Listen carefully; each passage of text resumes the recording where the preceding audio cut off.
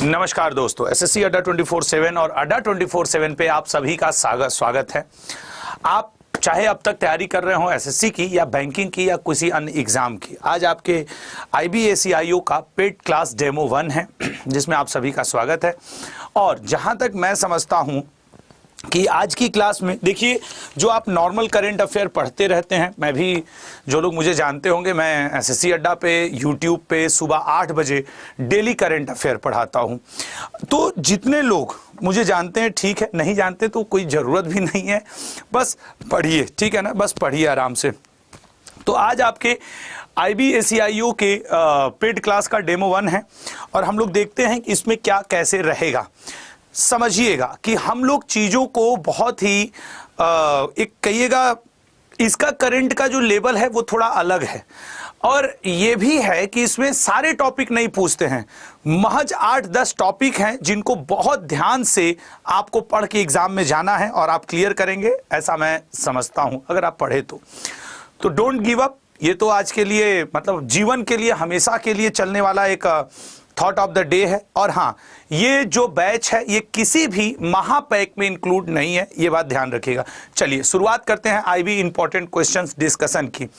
Statement पढ़िएगा, answer करिएगा, बाकी का आपके साथ मैं डिस्कस में लगूंगा। चर्चा, अच्छा ये चीज जो यहाँ इंग्लिश में है, हिंदी में है, ये अगली स्लाइड पे इंग्लिश में भी है, तो ये मत सोचिएगा कि सिर्फ चूंकि एक स्लाइड पे इससे ज्यादा आ नहीं सकता तो वो अगले पे करना पड़ा मुझे।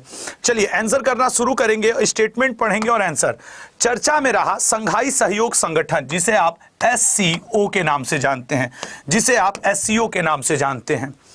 अब जरा पढ़ते हैं। 4 जुलाई 2023 को डिजिटल रूप से संघाई सहयोग संगठन, ठीक है ना, संघाई सहयोग संगठन की 23वीं बैठक की मेजबानी भारत द्वारा की गई। हाँ सर, ये तो स्टेटमेंट करेक्ट लग रहा है। अगला, भारत ने 23वीं संघाई सहयोग संगठन की बैठक में 7 नए स्तंभ या पिलर्स या पॉइंट्स बताए। और तीसरा पॉइंट जो है, ये दूसरा था, तीसरा, इस सभा में चीन के द्वारा सिक्योर थ्योरी को प्रतिपादित किया गया। मैं आपको बता रहा हूं कि इस बार SCO की बैठक हुई, जिसकी मेजबानी भारत ने की, जो डिजिटल रूप से हुई, अध्यक्षता में मोदी जी ने सभी को संबोधित किया, इसमें भारत ने 7 ने नहीं 5 नए पिलर्स की बात की थी, 5 नए पिलर्स की बात की थी। और साथ ही साथ ये जो सिक्योर थ्योरी है, ये चीन ने नहीं दिया था, ये भारत के द्वारा दिया गया सिक्योर थ्योरी है। तो इस हिसाब से जो इसका स्टेटमेंट 1 केवल करेक्ट आ रहा है, बाकी तो असत्य कथन का चयन करने को बोला है, तो ये भी असत्य है, ये भी असत्य है, ऑप्शन सी, ठीक है ना। ये दोनों फॉल्स स्टेटमेंट है। इसको आप इंग्लिश में भी सेम चीज, तो यहां पे भारत ने 7 नहीं 5 किया है और यहां पे चाइना नहीं इंडिया ने किया हुआ है इसको, क्या सिक्योर थियरी। सर ये सिक्योर थियरी है क्या, जरा देखते हैं। एक्चुअली 4 जुलाई को संघाई सहयोग संगठन, यहां पे संगठन होगा, क्षमा करिएगा वो मतलब टाइपिंग मिस्टेक है, ठीक है ना। संघाई सहयोग संगठन, इंग्लिश वाले से रेफरेंस ले लीजिएगा। 4 जुलाई 2023 को हुई और मोदी जी ने इसका वर्चुअल अध्यक्षता किया। इस 23वीं बैठक में 5 न्यू पिलर्स, 5 नई बातों को भारत सरकार ने विश्व के सामने, जो संघाई सहयोग संगठन है उसके सामने रखा। और इसी में भारत सरकार ने सिक्योर थियरी भी लाया।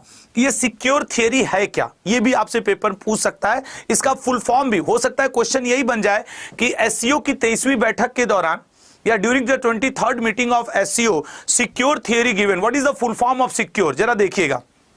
उसको मैं आगे अभी आपको बताऊंगा कि क्या है। SCO की बैठक का समापन एक joint declaration, Delhi declaration joint घोषित किया गया, उसके बाद हुआ।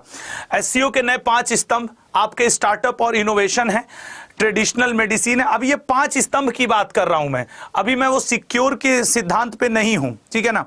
यूथ एम्पावरमेंट, डिजिटल इंक्लूजन और आपके शेयर्ड बुद्धिस्ट हेरिटेज है। लेकिन अगर हम सिक्योर की बात करें कि सर सिक्योर थ्योरी क्या है, भारत विश्व के अन्य देशों को कॉमन फैमिली की अवधारणा से देखता है कि सभी नहीं, हम लोग का एक लाइन है वसुधैव कुटुंबकम, विश्व ही अपना परिवार है, तो भारत इस फैमिली की भावना के साथ देखता है। सिक्योर थियरी सभी राष्ट्रों के राष्ट्रीय और अंतरराष्ट्रीय, मतलब जब अपना परिवार है तो हम तो सभी के भलाई देखेंगे, इस सिक्योर थ्योरी में शामिल है। एस से सिक्योर सिक्योरिटी, ई से इकोनॉमिक कोऑपरेशन आर्थिक सहयोग, संबद्धता व जुड़ाव कनेक्टिविटी। अब देखो यहां पे SEC, उसके बाद यूनिटी यू, और फिर आपके रिस्पेक्ट, ये आपके आ गया रिस्पेक्ट आर के लिए रिप्रेजेंट हो रहा है, और पर्यावरण ई के लिए। ये है सिक्योर, ठीक है ना, ये है सिक्योर। चलिए अगले पॉइंट पे आएंगे और देखेंगे अगला पॉइंट क्या रहेगा। हाल ही में वॉइस ऑफ ग्लोबल साउथ चर्चा में रहा। ग्लोबल साउथ है एक्चुअली जिस दौरान G20 की मीटिंग चल रही थी, भारत ने इंडिया ने अपना एक स्टैंड लिया और इंडिया ने दिखाया कि अगर जो विकसित देश हैं, वो जो आपके डेवलपिंग कंट्रीज हैं या अंडर डेवलप्ड कंडीशन में कंट्रीज हैं, उनको लेकर के अगर चले, मतलब ऐसे अगर शॉर्टकट में कहा जाए, यूरोपियन कंट्रीज अगर एशियन और अदर कंट्रीज को साथ लेकर के चलें, तो दुनिया ज्यादा अच्छे से ग्लोबल हो पाएगी, ग्लोबलाइज्ड हो पाएगी और अपना उत्थान कर पाएगी। उसी G20 के मीटिंग के समय से ग्लोबल साउथ और ग्लोबल नॉर्थ की अवधारणा आ गई। ये ग्लोबल साउथ एक ऐसा ग्रुप है जिसमें कि अल्प विकसित देश, जैसे चीन को आप कंप्लीटली डेवलप्ड नहीं मान सकते, लेकिन है। चीन हुआ, ब्राजील हुआ, इंडिया हुआ, ये सब जो है ये अल्प विकसित और विकासशील देशों का समूह है ग्लोबल साउथ, ठीक है ना। ग्लोबल साउथ शब्द जब चर्चा में आया, और ग्लोबल नॉर्थ क्या है, ये ग्लोबल नॉर्थ टोटल विकसित देशों का, डेवलप्ड कंट्रियों का एक ग्रुप है, ये विकसित देशों का ग्रुप है।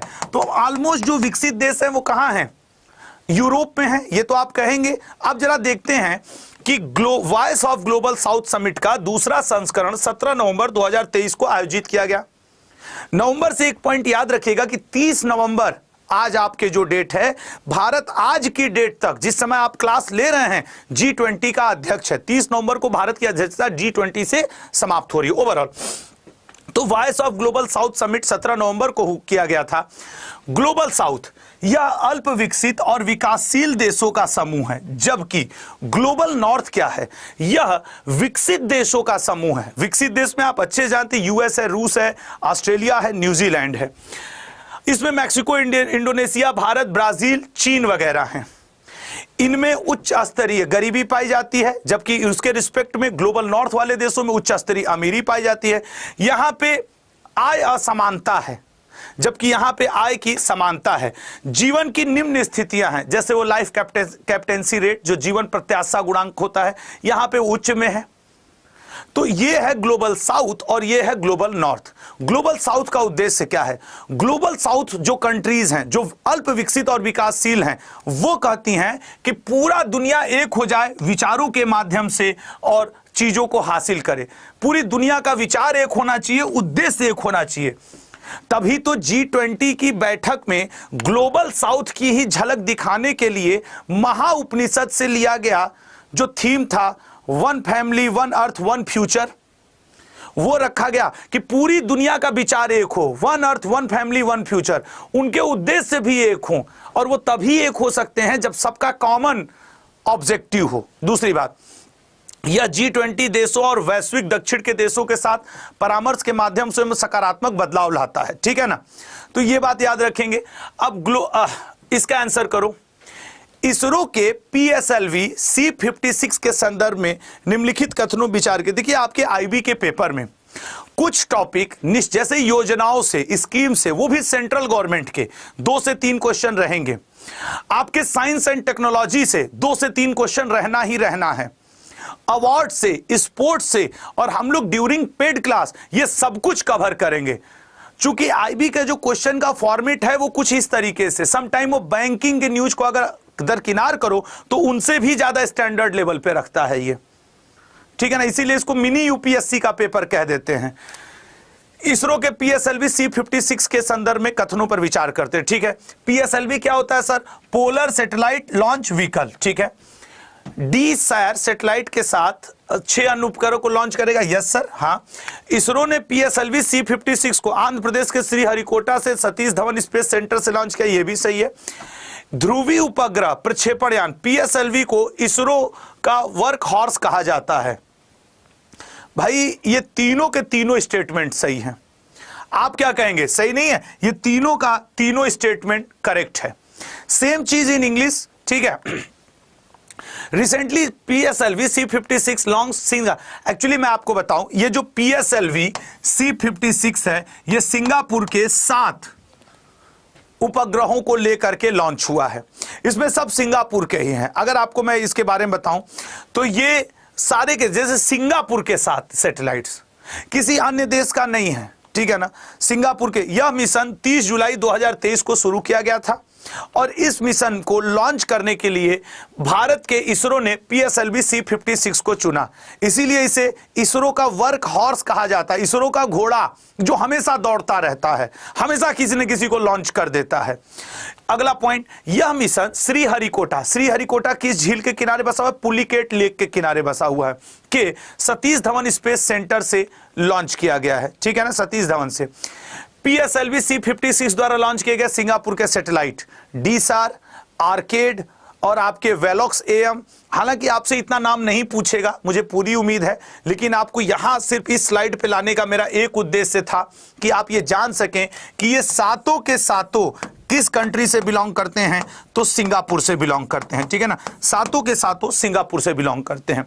आपसे ये नहीं पूछेगा, ये आपको भी लगभग क्लियर है, लेकिन ये संख्या तो पूछ सकता है, किस देश का ये लॉन्च किया गया, किसके द्वारा लॉन्च किया गया, किसके साथ जॉइंट वेंचर है, ये सारे पॉइंट्स इसके बनेंगे। अच्छा, तो ये उसकी कुछ टेक्निकल इंफॉर्मेशन जो मैं आपको PDF में प्रोवाइड कर दूंगा, ठीक है, जितने भी मेरे पेड बैच के स्टूडेंट्स हैं उनको ये सब मैं PDF में प्रोवाइड कर दूंगा। और याद रखिएगा ये PSLV की 58th उड़ान थी, PSLV की 58th उड़ान थी और अकेले कोर कॉन्फ़िगरेशन वाले 17वें वाहन का उपयोग कर रही थी। खैर, अगले पॉइंट पे आते हैं, ध्यान से सुनो। ब्लिंकिट कंपनी, सभी ने एड के माध्यम से सुना होगा, ब्लिंकिट कंपनी द्वारा अपने डिलीवरी पार्टनर्स के वेतन के स्ट्रक्चर में बदलाव करने के बाद गिग इकोनॉमी चर्चा में आ गई। SSC बैंक, हर स्टूडेंट सुना होगा गिग इकोनॉमी। अब ये गिग इकोनॉमी चर्चा में आई। गिग अर्थव्यवस्था निम्न पे से किस प्रकार की है? क्या होती है गिग इकोनॉमी, बताइएगा। मुक्त बाजार प्रणाली होती है, बंद बाजार प्रणाली, या मिश्रित बाजार प्रणाली, या इनमें से कोई नहीं? वैसे मैं गिग वर्कर्स के बारे में, राजस्थान ने इसको सबसे पहले लागू किया है, ये सब आपको अभी बताता हूं।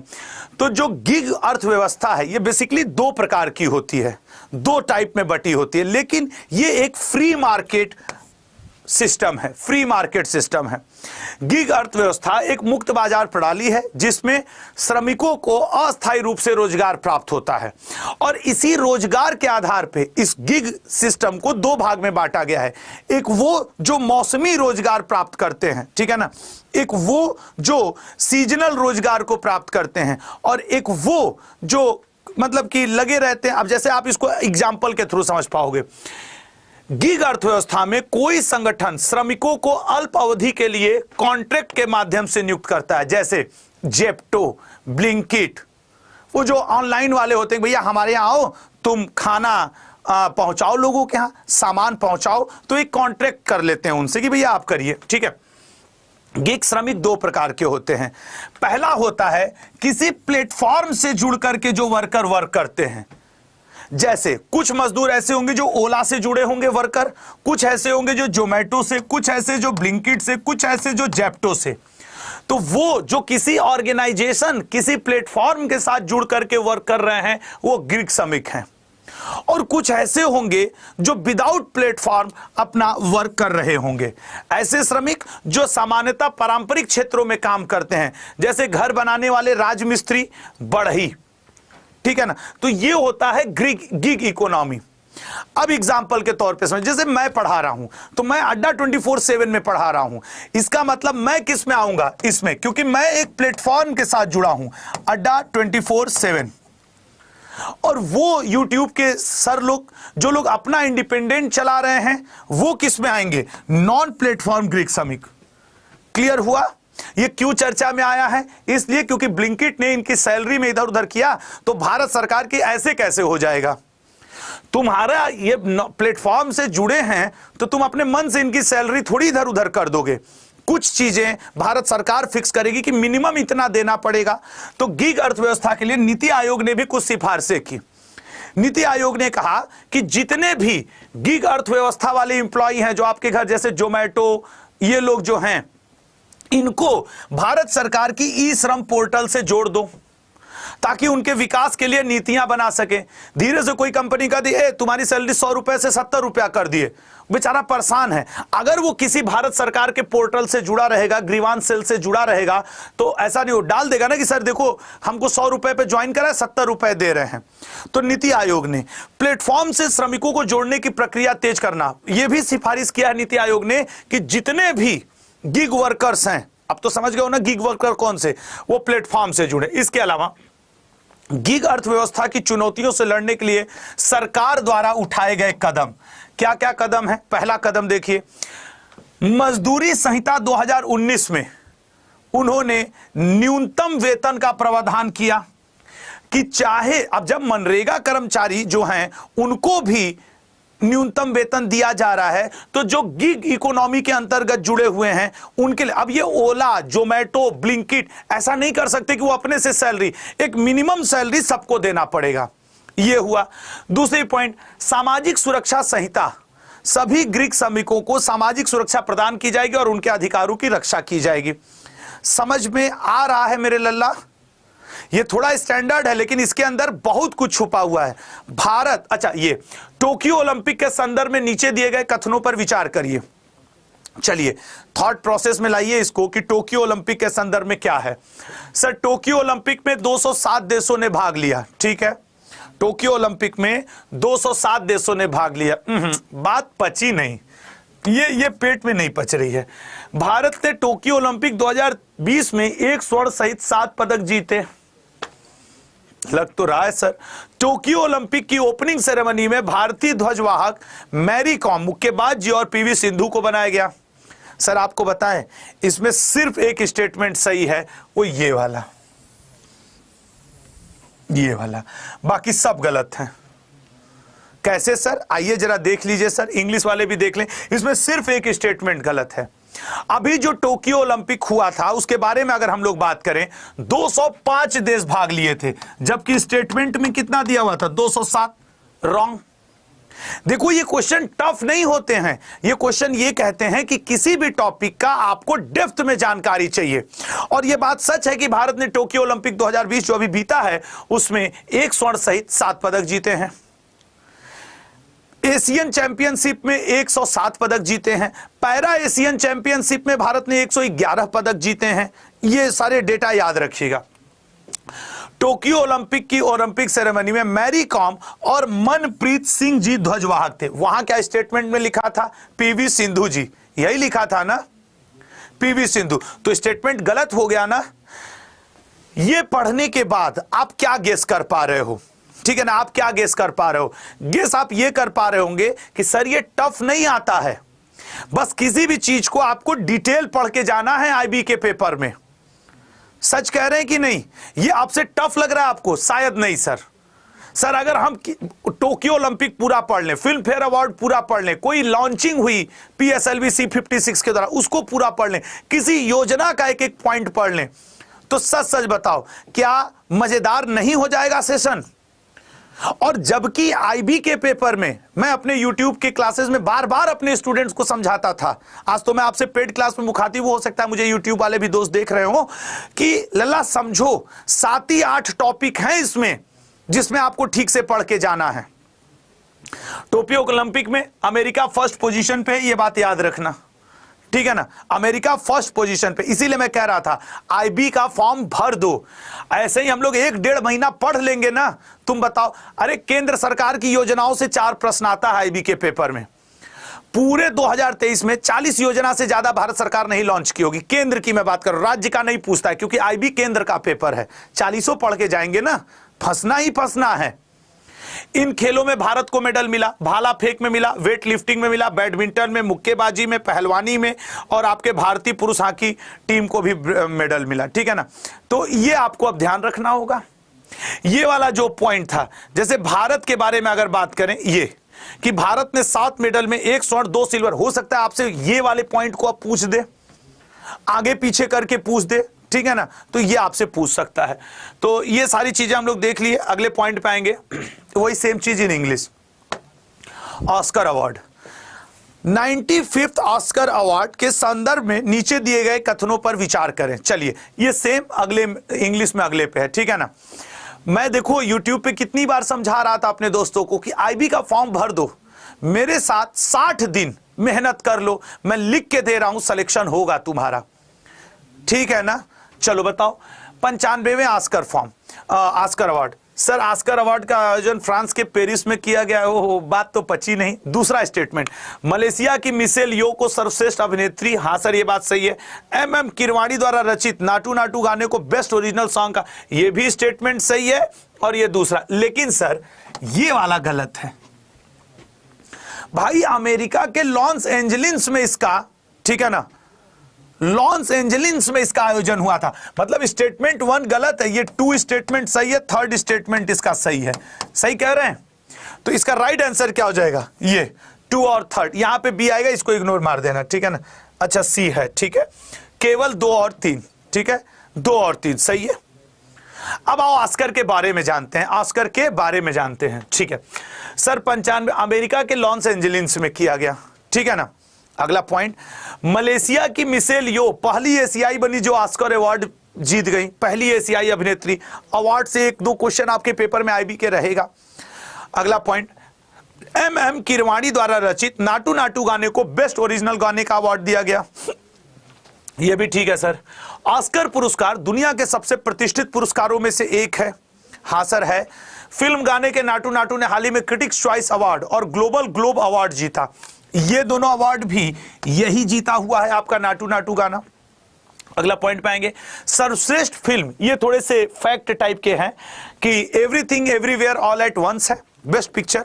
बेस्ट एक्ट्रेस कौन है, मिशेल यो है, इसी मूवी में एक्टिंग करने के लिए एशियाई अभिनेत्री हैं। सर्वश्रेष्ठ चीफ मतलब लीड एक्टर ब्रेंडन फ्रेसर हैं द वेल मूवी के लिए। तो ये छोटे सहायक अभिनेता Jamie Lee Curtis, everything everywhere all at once, ठीक है ना। और ये सब थोड़ा सा आपको ये फैक्ट याद करने पड़ेंगे। अब देखो, जो समझाने वाला है वो समझा सकता हूं, लेकिन जो रटना है लल्ला वो आपको याद करना है। अगला क्वेश्चन पे आएंगे, भारत द्वारा जीते गए सभी ऑस्कर पुरस्कारों का मैंने यहाँ पे जो लोग जीते हैं जिस सन में, मैंने उन सभी लोगों का यहाँ पे नाम रख दिया है। आप अगर एक बार देख के जाएंगे तो आपको अच्छा लगेगा। एग्जाम के पॉइंट ऑफ व्यू से थोड़ा ये इंपॉर्टेंट बनने वाला है, ठीक है ना। चलिएगा अगले पे आएंगे। हाल ही में चर्चा में रहा टेम्पो मिशन को निम्नलिखित में से किसके द्वारा लॉन्च किया गया, बताइए। टेम्पो, गुरुजी पेट से अलग वालों का। देखो भाई, एक बात समझिएगा, ये जो PDF वगैरह है ना, ये पेड क्लास के स्टूडेंट्स को मिल जाएगी, ठीक है ना। क्योंकि ओवरऑल आप भी समझिएगा, हम भी भाई वो पे करके आ रहे हैं। और वैसे मैं अपने YouTube स्टूडेंट्स के लिए हमेशा अवेलेबल रहूंगा, और जितने मेरे YouTube स्टूडेंट्स हैं मैं रोज दोपहर 1 बजे उनके लिए पढ़ाऊंगा, और उनके लिए मैं पूरा नोट्स बना रहा हूं जो बहुत जल्द आपके लिए लाऊंगा। ये भी मेरा आपसे वादा है, ठीक है ना। हाल ही में चर्चा में रहा टेम्पो मिशन किसके द्वारा लॉन्च किया गया। सर ये टेम्पो मिशन लॉन्च कर रहा है नासा, जिसके हेड कौन है, बिल नेल्सन। अभी बिल नेल्सन और भारत के प्रौद्योगिकी मंत्री जितेंद्र सिंह जी ने मिल करके निसार नाम के उपग्रह को 2024 में लॉन्च करने की बात की है। खैर वो तो 1-2 दिन की बात है। नासा ने टेम्पो मिशन लॉन्च किया। ये एक अर्थ ऑब्जर्वेटरी सैटेलाइट है, ठीक है ना, कि भैया सॉरी अर्थ वाला तो वो निसार है। तो recently NASA launch had its tropospheric emission monitoring of pollution. ये वर्ड इंपॉर्टेंट है। पॉल्यूशन से निपटने के लिए ये टेम्पो लॉन्च किया है। किसने लॉन्च किया है, नासा ने, ठीक है ना। टेम्पो मिशन के बारे में आपको कुछ पॉइंट देखते हैं। 7 अप्रैल 2023 को लॉन्च किया गया, एग्जैक्टली नासा द्वारा लॉन्च किया गया। यह मिशन फाल्कन रॉकेट द्वारा लॉन्च किया गया, ठीक है ना, फाल्कन रॉकेट द्वारा लॉन्च किया गया। टेम्पो मिशन नासा द्वारा विकसित एक उपकरण है जो अंतरिक्ष से उत्तरी अमेरिका में वायु प्रदूषण को ट्रैक कर सकता है। इधर हम लोग भारत में अभी दिल्ली, गुड़गांव, नोएडा, गाजियाबाद ये सब आ जाओ तो देखो प्रदूषण का क्या स्थिति है। ये पूरा प्रदूषण पे कंट्रोल पाना चाह रहे हैं। अब यही सब हम लोग को मंगा लेना चाहिए। सही करेंगे नहीं, मोदी जी को बात करना चाहिए जो बाइडन से। आइए अगले क्वेश्चन पे। तो tempo, world press freedom index. अच्छा एक बात बताओ, अगर आप सीरियस हो करके आने वाले 1.5-2 महीने कुछ मैं पढ़ाऊंगा, कुछ आप पढ़ेंगे, फिर दोनों मिल करके पढ़ेंगे। आईबी टफ नहीं रह जाएगा, और आईबी टफ है भी नहीं। अब जो लड़का या लड़की वर्ल्ड प्रेस फ्रीडम इंडेक्स को डिटेल में पढ़ा हो, उसके लिए ये टफ है क्या? बताइए, शायद नहीं। तो ला आपको समझना पड़ेगा कि आपको करना कैसे है और कितने दिनों में इसकी तैयारी करनी है। जनवरी के लास्ट या फरवरी के फर्स्ट सेकेंड वीक में इसका एग्जाम रहेगा। हाल ही में वर्ल्ड प्रेस फ्रीडम इंडेक्स का 21वां संस्करण लॉन्च किया गया। हाँ, ये तो सही है। वर्ल्ड प्रेस फ्रीडम इंडेक्स में भारत को 108वीं रैंक, गड़बड़ है। 21वीं वर्ल्ड प्रेस फ्रीडम इंडेक्स 3 मई 2023 को। सर देखिए, ये वाला जो आपके स्टेटमेंट है ये गड़बड़ है। भारत को 108वीं रैंक नहीं मिली है, 161वीं शायद मिली है भारत को रैंक। चलिए आइए, 161वीं है। ये 21वां संस्करण है, एडिशन है जो लॉन्च किया गया। भारत 11 स्थान स्लिप करके 161 पोजीशन पे आ गया है। 161 पोजीशन पे आ गया है भारत, ठीक है ना। 161 रैंक पे आया है भारत। 3 मई 2023 को लॉन्च किया गया। ये स्टेटमेंट बिल्कुल सही है, ठीक है ना, ये स्टेटमेंट बिल्कुल सही है। अब आज इतने ही पे रोक देते हैं, क्योंकि पहला दिन है तो मैं नहीं चाहूंगा कि आपके ऊपर मैं एक्स्ट्रा प्रेशर बनाऊं, ठीक है ना, मैंने। और अभी भी आज मैं इतने ही पे रोक दे रहा हूं, ठीक है, क्योंकि ना मैं चाहता हूं एक दिन में उतना जितना से काम हूं। आज पहला दिन है इसलिए आधे घंटे ही पढ़ा रहा हूं। अब मैं आपको बताऊं, अगर आप भी IBACIO के बैच के साथ जुड़ना चाहते हैं तो आपके लिए वो एक लिंक लगी है चैट बॉक्स में, उस पर क्लिक करके Y182 कूपन कोड का प्रयोग करके जो लोग अभी तक नहीं जुड़ पाए हैं वो इससे जुड़ सकते हैं। मैं आपको वादा करता हूं, आज डे फर्स्ट की क्लास है, लेट मत करना। अड्डा स्टोर पे विजिट करिएगा, ऑल कोर्सेज, यहां पे ऑल कोर्सेज जो दिया है लल्ला, ऑल कोर्सेज पे क्लिक करिएगा, SSC पे क्लिक करिएगा, IBACIO पे क्लिक कर दीजिएगा। ये आपका बैच आ गया, ये आपका बैच आ गया। लेकिन मैं आपको कहना चाहूंगा, ये 7,999 का बिल्कुल नहीं पड़ेगा। आप कूपन कोड लगा लीजिएगा Y182, ठीक है ना, Y182। ये कूपन कोड लगाने के बाद, ठीक है ना, ये कूपन कोड लगाने के बाद आपको क्या करना होगा, लगभग 78% ऑफ मिल जाएगा। 16, 17, 1800 के आसपास ये पड़ेगा। लेकिन समझना, आज इस बैच को ज्वाइन कर लेना। रीजन है आज डे फर्स्ट की क्लास है, अभी आपका कुछ नहीं छूटा अगर आप YouTube पे भी हमको देख रहे हैं तो। और अभी तो ये एक झलक है, ये तो एक डेमो है। मुझे इसी क्लास में 1-1 घंटे, 1.5-1.5 घंटे पढ़ाना है, और आप समझ सकते हैं कि उसमें और कितना बताया जा सकता है।